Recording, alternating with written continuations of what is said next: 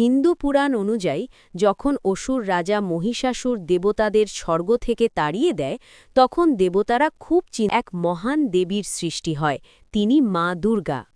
দেবতাদের শক্তি একত্রিত হওয়ার সময়ই দেবীর 10টি হাত প্রকাশ পায়, যাতে তিনি একসাথে অনেক অস্ত্র ধারণ করে অসুরদের সঙ্গে যুদ্ধ করতে পারেন। এই রূপকে বলা হয় মহিষাসুরমর্দিনী।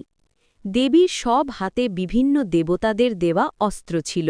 ব্রহ্মা, বিষ্ণু, মহেশ্বর, ইন্দ্র, বরুণ এবং অন্যান্য দেবতারা দেবীকে এই ধারণের শক্তি দিলেন যাতে তিনি অনেক অস্ত্র ধারণ করে অসুরদের সঙ্গে যুদ্ধ করতে পারেন।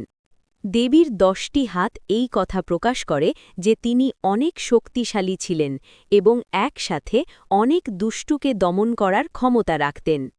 এই রূপকে বলা হয় মহিষাসুরমর্দিনী।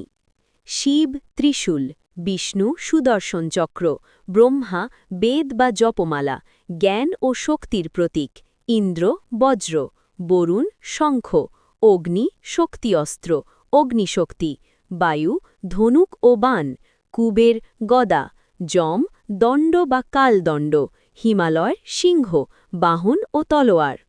অনেকের কৌতূহল থাকতে পারে যে দেবীর কোন হাতে কী অস্ত্র ছিল। একটি প্রচলিত বর্ণনা হল ত্রিশূল মহিষাসুরকে আঘাত করতে, চক্র শত্রু ধ্বংসের জন্য, তলোয়ার যুদ্ধের শক্তি, গদা অসুরদের আঘাত করার জন্য, ধনুক দূরের শত্রুকে লক্ষ্য করতে, বাণ আক্রমণের জন্য, শঙ্খ যুদ্ধের ঘোষণা, বজ্র শক্তির প্রতীক, দণ্ড ন্যায়ের প্রতীক, পদ্ম শান্তি ও পবিত্রতার প্রতীক। মহিষাসুরকে বধ করার পর যুদ্ধক্ষেত্র ধীরে ধীরে শান্ত হয়ে গেল। চারদিকে দেবতাদের আনন্দধ্বনি শোনা গেল। স্বর্গলোকে আবার শান্তি ফিরে এলো। দেবতানা যারা আগে মহিষাসুরের ভয়ে লুকিয়েছিলেন তারা সবাই বেরিয়ে এসে মা দুর্গাকে প্রণাম করলেন। ইন্দ্র ব্রহ্মা বিষ্ণু এবং শিব সহ সব দেবতা মা দুর্গাকে ধন্যবাদ জানালেন। তারা বললেন, হে দেবী, আপনি না থাকলে আমরা কখনো মহিষাসুরকে পরাজিত করতে পারতাম না। তারপর দেবতারা মা দুর্গার প্রশংসায় অনেক স্তব ও প্রার্থনা করতে লাগলেন। তারা দেবীর কাছে প্রার্থনা করলেন যেন পৃথিবীতে সব সময় ধর্ম সত্য এবং ন্যায় প্রতিষ্ঠিত থাকে। মা দুর্গা দেবতাদের দিকে মৃদু হাসলেন।